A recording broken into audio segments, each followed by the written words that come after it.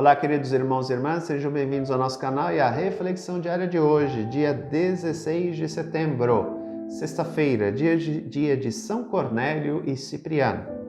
São Cornélio e São Cipriano viveram no terceiro século.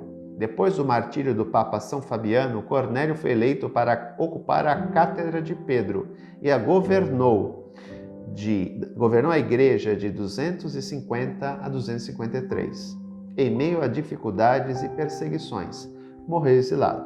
São Cipriano, convertido aos 35 anos, trabalhou na África e foi eleito bispo. Celebramos esses dois santos numa mesma liturgia, recordando o vínculo que unia a igreja nos primeiros séculos. Como igreja, caminhemos na força da unidade e do anúncio do Evangelho. Falar nisso, o evangelho de hoje é o de Lucas 8, versículos do 1 ao 3. Naquele tempo, Jesus andava por cidades e povoados, pregando e anunciando a boa nova do reino de Deus. Os 12 iam com ele. Também algumas mulheres que haviam sido curadas de maus espíritos e doenças. Maria, chamada Madalena, da qual tinham saído 7 demônios. Joana, mulher de Cusa, alto funcionário de Herodes. Susana e várias outras mulheres que ajudavam a Jesus e aos discípulos com os bens que possuíam. O texto de hoje nos revela algo extremamente importante, né? O nosso mestre não fazia acepções de gênero. Ou seja, ele aceitava como discípulos homens e mulheres. Um diferencial. Só Jesus fez isso? Não. Teve outros mestres judeus que também fizeram, mas eram pouquíssimos. A maioria, não. Era só homens. Cristo, não. Ele possuía discípulas. E veja bem, ele fazia questão que eles e elas o acompanhassem, para ver o sofrimento do povo, para entrar em contato com esse sofrimento e sentir algo que ele sentia, compaixão. Somente aquele que entra em contato com o sofrimento do povo, com a miséria do povo, é capaz de sentir compaixão.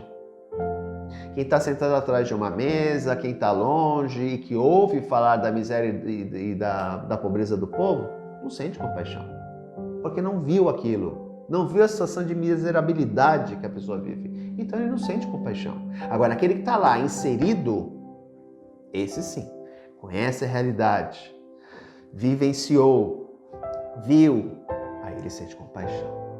Por isso que Jesus fazia questão que os seus discípulos e discípulas o acompanhassem.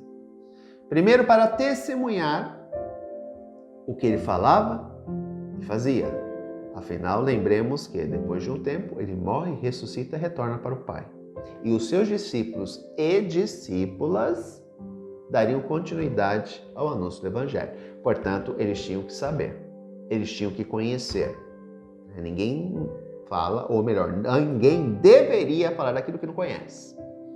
Hoje nós temos vários mestres, doutores e pós-doutores em assuntos diversos e gerais, principalmente no Facebook.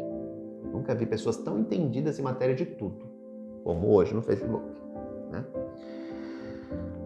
Portanto, ele convoca os seus discípulos e discípulas a fim de que eles possam aprender no cotidiano. Lembremos que Jesus pegava as situações cotidianas da vida e transmitia um ensinamento.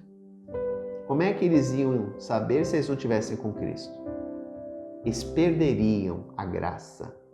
Portanto, era necessário o contato. Isso chama muita atenção, porque provavelmente não eram poucos discípulos ou discípulas, não. Só os discípulos que nós conhecemos são 12. Imaginem os outros discípulos que não são citados e as mulheres também.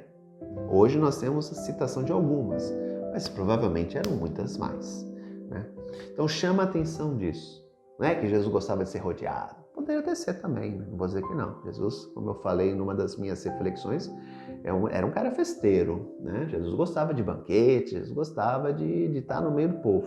Então, eu acredito que ele também gostasse de ser cercado, de estar com a multidão.